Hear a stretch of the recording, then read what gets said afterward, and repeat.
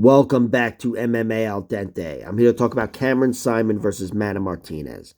Man is 26 years old. He's got a 10-3 record, 2 inches of height, 3 inches of reach on Cameron Saaiman, who's 22 years old. He's got a 7-0 record, and again, he's 22 years old, which I feel like is relevant because I remember how fucking stupid I was when I was 22.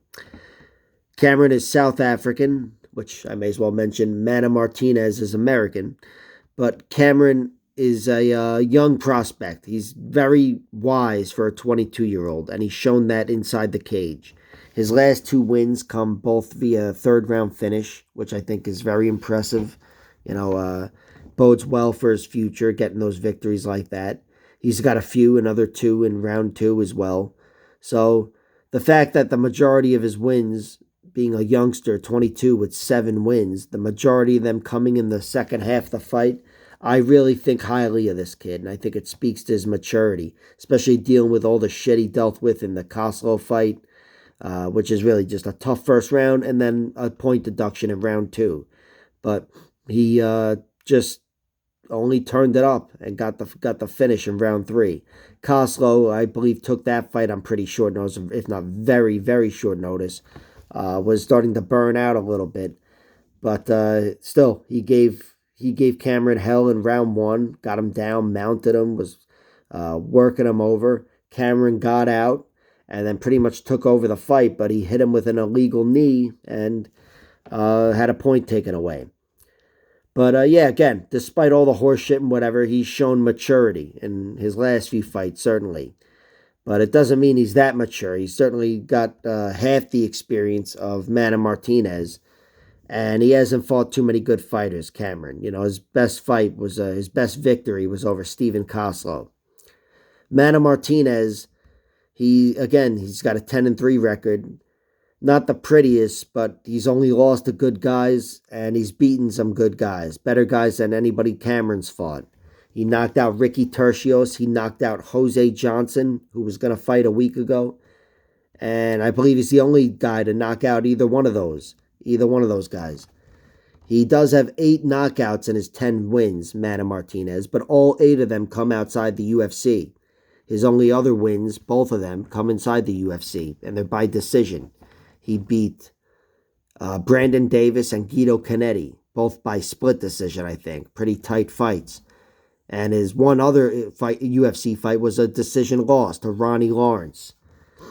He does have 3 losses. One by submission on the Contender Series to Draco Rodriguez. The one I just mentioned to Ronnie Lawrence. And one to Dulani Perry, who made it to the Ultimate Fighter season, whatever the fuck. And then I guess kind of fizzled out. But he still got a split decision win over Manny Martinez early in his career. That Ronnie Lawrence fight was really impressive for Manny. Even though he lost, and he did get his ass kicked, but he also kicked some ass. He was kind of the last man standing in that fight, and I thought winning round 3 was a great sign of things to come for him. He definitely gained a lot of my respect there, and especially after, getting hurt badly by Ronnie Lawrence. Now, I don't know, I do think Cameron... Again, I almost said Cameron Diaz. I do think Cameron is a better fighter, pretty much overall, and maybe even everywhere, but I can't say everywhere. I just think he's better on the ground, certainly. Manny Martinez just hasn't looked that good on the ground compared to Cameron. And Manny, on the feet, he's got 2 inches of height, 3 inches of reach. He's a problem. I think if Cameron gets caught standing with him, he wins the small battles, but Cameron is not, a guy who gets early finishes. Most of his finishes come later in the fight. I think that's going to allow Manny more opportunities. Manny is a very dangerous finisher, very dangerous. Again, he's the only guy to put away Jose Johnson and Ricky Tercios. And we haven't seen it in the UFC, but he's a wild man, flying shit. Excuse me. Flying shit, spinning shit, all that shit.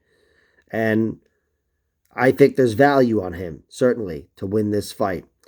I do think if he wins, it's by knockout. His finish line is plus 500. I do think that's most likely, but even a decision isn't totally out of the question because he's a guy that could steal big moments. He's done it before. Look at that Brandon Davis fight. Excuse me. Very close fight, but he stole round two, I believe, at the very end, with some spinning shit coming through for him in a big way. And I think you show that enough, it's a trait. And it's a trait of his. And with his reach and his height, I expect it to pay some sort of dividends in this fight. And I think going up against a guy who's 22 years old, very inexperienced, somebody like Manny Martinez, who's been in there with a lot better fighters in both victory and every one of his defeats, he shouldn't be plus 230, whatever the hell he is. So I'm playing Manny. I guess I'd pick Cameron to win a decision if I had a gun to my head, but I'm playing Manny. I think there's a lot of value on him. Him to get a finish is plus 500. The actual knockout odds should go higher than that once you see him.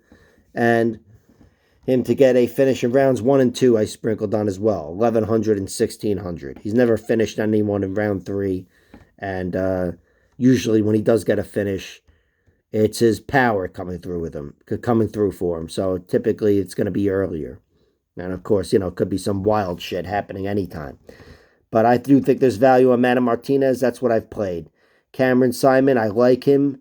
I really like what he's shown as a youngster, but I can't get over his age and his weak competition, to be honest. So Manny Martinez is the play. Like, share, subscribe, all that horse shit. Check out my other videos.